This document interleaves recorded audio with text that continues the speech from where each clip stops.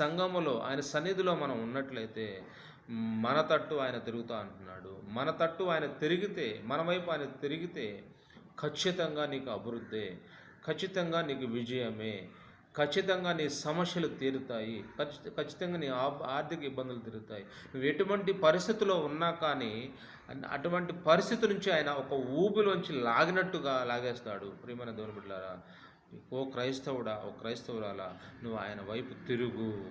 ఆయన నీ వైపు తిరుగుతాడు. నువ్వు ఆయన వైపు తిరిగితే, ఆయన సన్నిధికి వస్తే, ఆయన మాట వింటే, ఆయన వైపు నువ్వు చూస్తే ఖచ్చితంగా ఆయన నీ వైపు చూస్తాడు. నీ మొర వింటాడు, నీ ప్రార్థన ఆలకిస్తాడు, నీ విన్నపం ఆలకించి నీకు కావాల్సిన సమృద్ధి ఇస్తాడు. నీ బలహీనతను ఒప్పుకో. ఆయన సన్నిధికి వచ్చేటప్పుడు నీ బలహీనతలు, నీకున్న ఏదైతే ఉందో అదంతా ఒప్పుకొని సరిచేసుకొని ఆయన తట్టు, ప్రభువా తండ్రి, ఇకనైనా నీకు